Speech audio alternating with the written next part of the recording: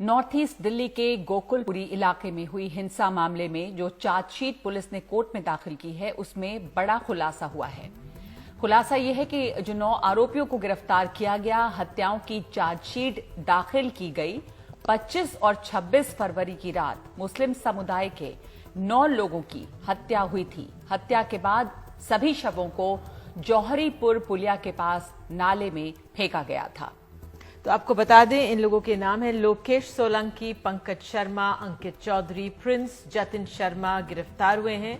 Prince Jatin Sharma, Himanshu Thakur, विवेक Panchal arrest हुए हैं और ऋषभ चौधरी और सुमित चौधरी भी गिरफ्तार हैं। दंगे फैलाने के लिए 125 सदस्यों का एक व्हाट्सएप ग्रुप बनाया गया था, पुलिस का कहना है। और ये भी कहना है कि 24 फरवरी को कट्टर हिंदू एकता नाम का व्हाट्सएप ग्रुप बनाया गया था।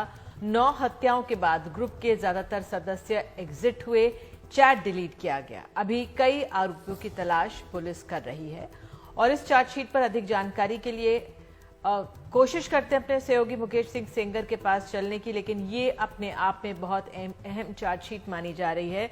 जब से दिल्ली दंगे पर दिल्ली पुलिस की चार्जशीट आई है, कई पे सवाल भी उठे हैं, लेकिन अपने आप में जो ये चार्जशीट है, ये एक तरह से एक नया आयाम देती है पुलिस की तहकीकात को। पुलिस के रवैये पर भी सवाल उठ रहे थे, लेकिन आज जो ये चार्जशीट हमारे सामने आई है, इसमें जो तमाम जानकारियां सामने आ रही हैं, तो पुलिस के जो जांच का प्रक्रिया का एक रूप सामने आया है, जो वाकई में ये साफ दिखाता है कि ये पहलू भी था और इस पहलू की ओर लोग ध्यान खींचना चाह रहे थे और वो इस चार्जशीट में दिख रहा है। 9 आरोपियों को गिरफ्तार किया गया है इसमें, और इसमें हत्या के बाद 9 लोगों की हत्या हुई थी 25 से और 26 फरवरी की रात में, और 9 लोगों की हत्या करने के बाद इनके शवों को जौहरीपुर पुलिया के पास नाले में फेंक दिया गया था। लोगों के नाम भी सामने आ गए और एक किस तरह से एक संगठन बना व्हाट्सएप ग्रुप में और किस तरह से वो बाद में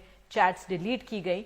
कोशिश करते हैं मुकेश, अगर हमारे साथ फोन पर ही जुड़ जाएं तो शायद हमें फोन पे भी वो नहीं मिल पा रहे हैं, लेकिन नगमा अपने आप में ये बहुत अहम है जो ये चार्जशीट। बहुत बड़ी बात ये है कि तमाम नाम सामने आ गए हैं। 9 आरोपियों को इसमें गिरफ्तार किया गया। 3 हत्याओं की चार्जशीट दायर हुई है। 3 हत्याओं की इसमें भी चार्जशीट दाखिल हुई है और ये तस्वीरें आप देख रहे हैं उस हिंसा की जो गोकुलपुरी में, दिल्ली के गोकुलपुरी में हिंसा हुई थी। ये 24-25 फरवरी की घटना है। ये 25 फरवरी 2020 की सुबह की तस्वीरें हैं और यहाँ पर पूरा ये अब सामने आ रहा है कि सुनियोजित तरीके से ये एक व्हाट्सएप ग्रुप बना, उसके ऊपर खबर फैलाई गई, लोगों की हत्या हुई और उसके बाद जब इन दंगों के बाद जब 9 लोगों की हत्या इसमें हुई थी, उसके बाद चैट ग्रुप जो है वो डिलीट किया गया और अब इसमें तमाम लोगों के नाम सामने आए हैं। मुकेश सिंह सेंगर हमारे साथ जुड़ रहे हैं। अब मुकेश, ये एक बड़ी बात सामने आई है कि ये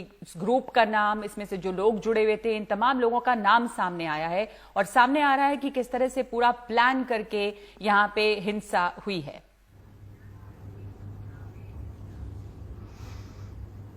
देखिए, बिल्कुल दिल्ली पुलिस ने जो चार्जशीट पेश की है कोर्ट में, उसमें चार्जशीट में साफ तौर पर लिखा गया है कि 25 और 26 फरवरी को जो गोकुलपुरी इलाके में हिंसा हुई, जिसमें जौहरीपुर पुलिया में जो 9 शव बरामद हुए थे और ये सभी शव मुस्लिम समुदाय के लोगों के थे।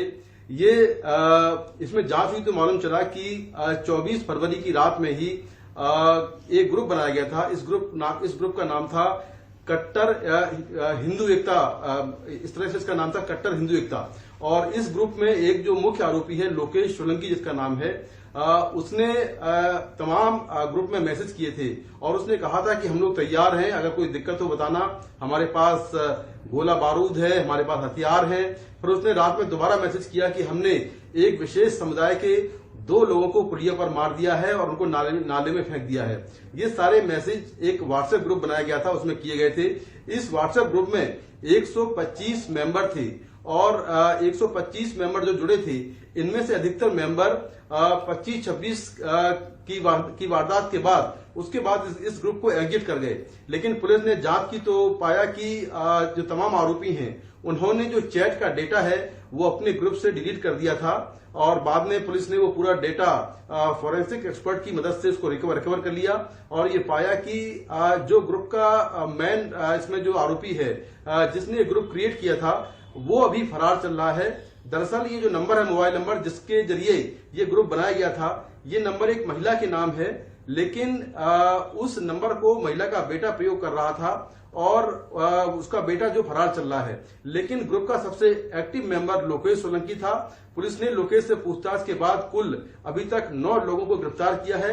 ये सभी 9 लोग हिंदू कट्टर एकता ग्रुप के मेंबर थे और लगातार आरोप यह है कि इन लोगों ने एक के बाद एक 25 और 26 फरवरी की रात गोकुलपुरी इलाके में 9 हत्याओं को अंजाम दिया और एक विशेष धर्म के लोगों को टारगेट करके मारा गया और मारने से पहले उनसे कहा गया कि वो जय श्री राम के नारे लगाएं।